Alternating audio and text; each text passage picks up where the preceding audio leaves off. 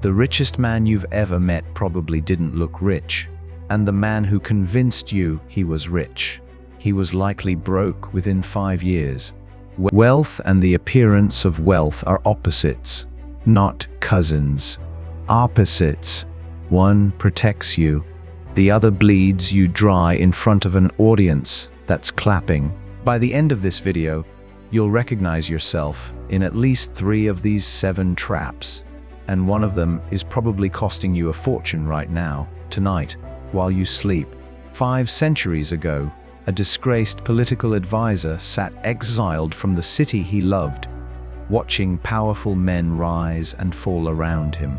He wasn't interested in what looked strong. He was obsessed with what actually survived. Machiavelli believed that the ruler who needed to be seen as powerful was already weaker than the one who was simply, quietly, undeniably powerful. He wasn't writing about money. He was writing about human nature. And human nature hasn't changed in 500 years.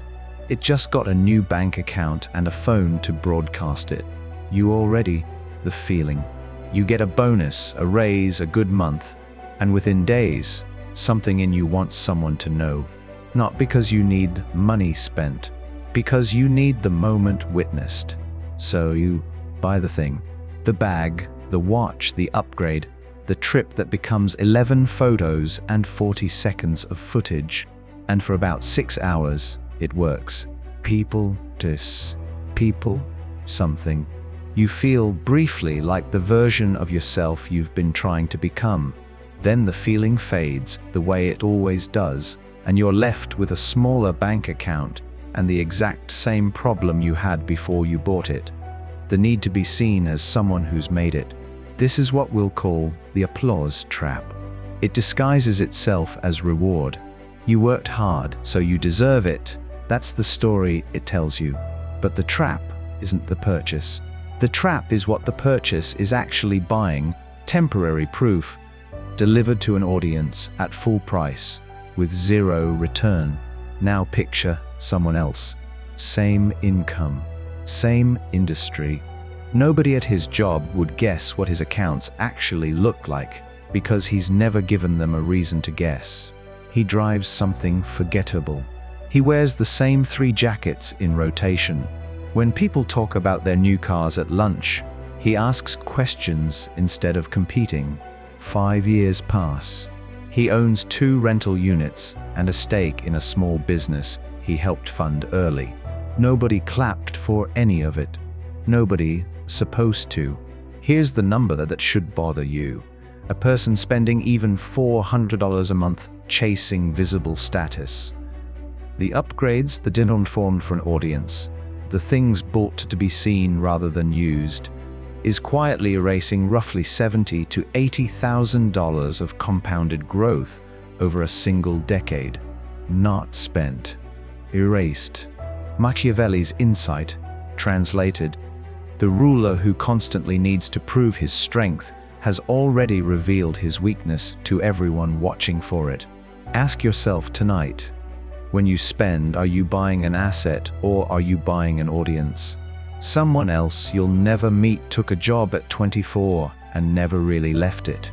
Not because it was extraordinary, because felt safe. Steady paycheck, familiar building, a boss who liked him well enough. He climbed slowly. He got the raises he was supposed to get. He told himself this was responsible. This was what smart, careful people did. They didn't gamble, they didn't chase. They built loyalty, and loyalty built security. Then, announcement came. Restructuring. Nothing personal, just numbers on a spreadsheet somewhere far away. And one of those numbers was his name. 14 years, and what remained of it fit in a cardboard box, and a severance check that covered 11 weeks.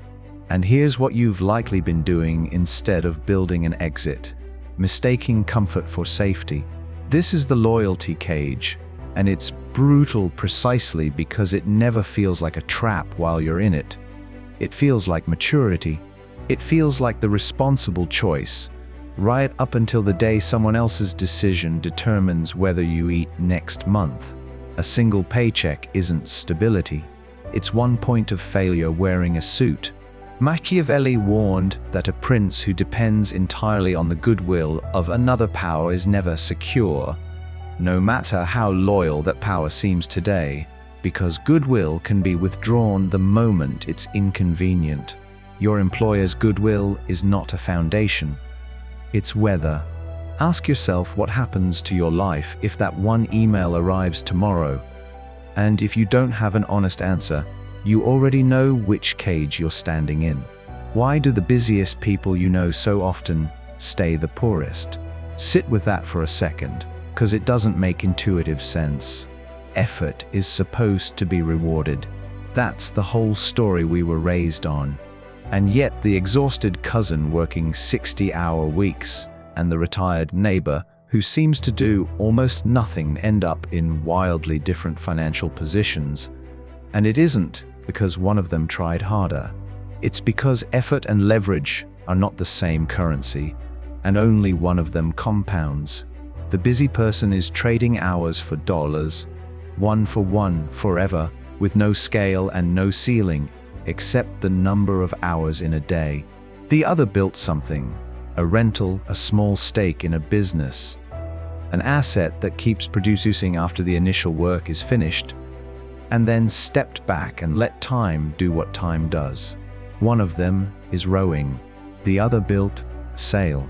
This is the trap that hides inside a compliment. People call it a strong work ethic. Bosses call it dependable. But being indispensable to a system you don't own isn't strength. It's a longer leash. Machiavelli understood that the wise ruler builds fortresses that hold in his absence, because a kingdom that collapses the moment he leaves the room was never secure to begin with. Ask yourself honestly, if you stopped showing up tomorrow, does your income survive without you? For most people, the answer is no, and that answer is the entire problem. We need to pause here, because the first few traps cost you opportunities, the next 4 cost you your future.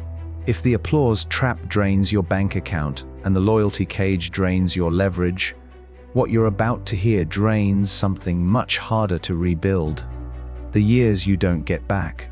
You know this one intimately, even if you've never named it. The raise comes in, and within a month, your life has quietly expanded to absorb every extra dollar of it.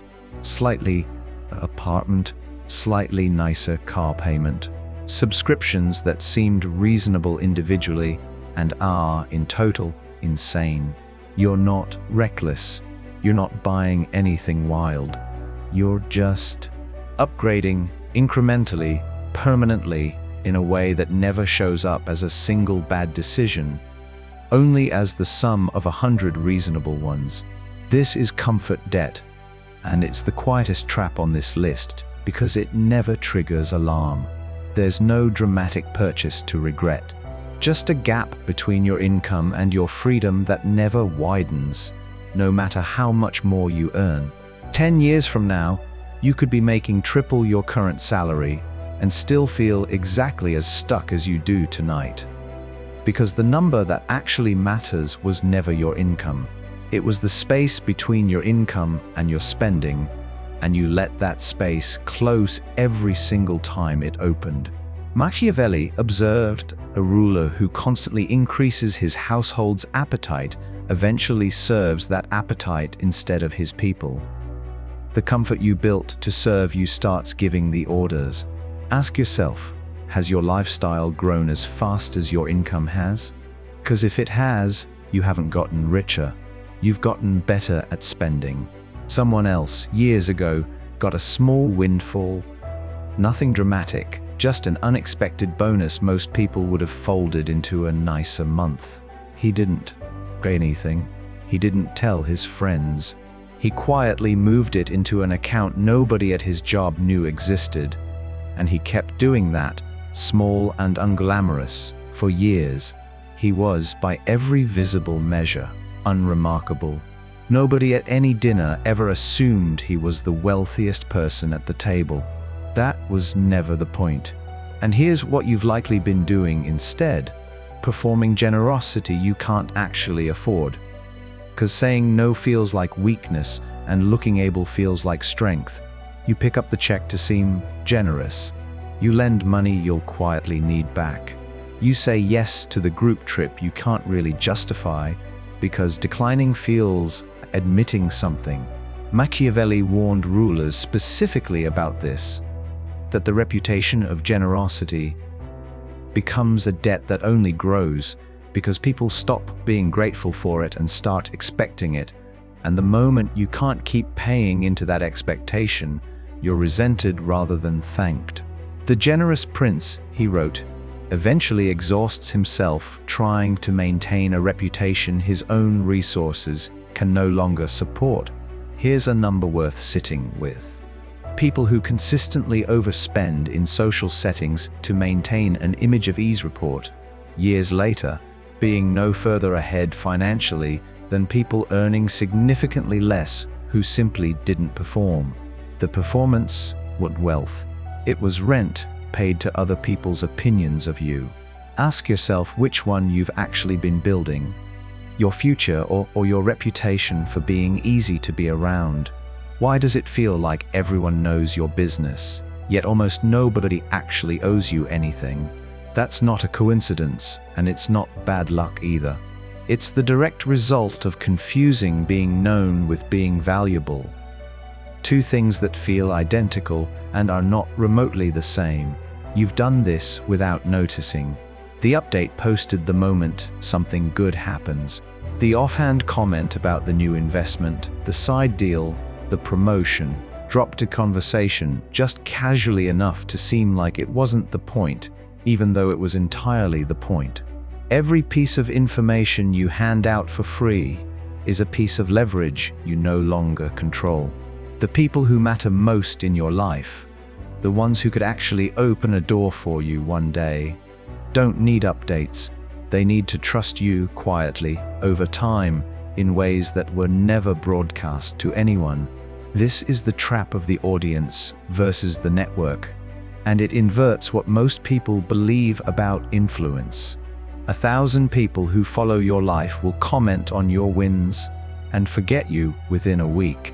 5 people who genuinely trust your judgment can change the entire direction of your future with a single introduction, a single phone call, a single "I thought of you first." Machiavelli believed a prince's true strength was measured not by how many people knew his name, but by how few people he actually needed to depend on to remain secure. Ask yourself honestly, of everyone who knows your business, how many of them would actually go out of their way for you? If the number is small, you haven't been building a network. You've been building an audience, and audiences don't return calls. And now the one that's harder to hear than the rest, because it isn't really about money at all. It's about who you've decided you are. You've spent years, maybe without realizing it, letting your possessions answer a question your identity should be answering instead. The car says something, the apartment something, the vacation photos say something, and somewhere along the way, you stopped being able to tell the difference between what you actually wanted and what you needed other people to see. This is the most expensive trap of all, because the first 6 cost you money and time. This one costs you the ability to know your own mind. If everything you own exists partly to be witnessed, then some percentage of every decision you make for the rest of your life will be made on behalf of an audience instead of on behalf of you. Someone else, somewhere, made peace with being underestimated a long time ago. Let people less. Let the room judge him. He found that being invisible wasn't a limitation, it was cover. Nobody negotiates harder against a target who doesn't look worth negotiating against. Nobody asks a favor from someone who doesn't appear to have anything to give. He wasn't hiding out of shame. He was hiding on purpose, the way a fortress hides its strongest wall behind the plainest one. Machiavelli's entire philosophy rested on a single, uncomfortable idea. It is far safer to be feared or unnoticed than to be loved and exposed. because love and admiration can turn on you the instant your usefulness runs out. But a low profile has nothing for anyone to turn against. Ask yourself the real question, the one underneath all 6 of the others. If nobody was watching, would you still want the things you're currently working toward? If the honest answer is no, you haven't been building wealth. You've been building a performance, and performances are the most expensive purchases a person can make, because you never actually get to keep the applause. Here's the part almost nobody tells you about the man whose name we've been leaning on this entire video. Machiavelli didn't die wealthy. He didn't even die comfortable. He died in relative poverty, out of favor with the powerful men he'd spent his life advising, largely unrecognized for the very insight that would make him famous for the next 500 years, only after he was already gone. The man who understood power better than almost anyone in his era never fully wielded it himself. Knowing the principle was never the thing that saved him. Applying it consistently for the rest of a life was always the hard assignment, and it still is for you tonight. So here's where theory becomes something you can actually use. 3 things. Tonight or tomorrow morning at the latest. First, open whatever account holds your spending from the last 30 days and mark every purchase that existed at least partly to be seen by someone else. Not judged, not deleted, just marked. You cannot fix a leak you've never located. Second, pick one person in your life who could genuinely help your future. Not your biggest audience, your most valuable relationship, and reach out this week with something useful, not something that makes you look good. Value first, always, with 0 expectation attached. Third, before your next non-essential purchase, ask one question out loud, even if it feels ridiculous. Would I still buy this if literally nobody would ever know I owned it? If the honest answer is no, you've just found where your money's actually been going. The richest man you'll ever meet still might not look rich. But you, watching this right now, finally know why. And more importantly, you know what he's been doing instead, quietly for years, while everyone else was busy being watched. The 7 traps aren't complicated. They're just comfortable, which is exactly why almost nobody escapes them. This channel isn't here to motivate you for 20 minutes and disappear. It's here to hand you the actual mechanics, one video at a time, until the gap between who you are and who you're capable of becoming finally closes.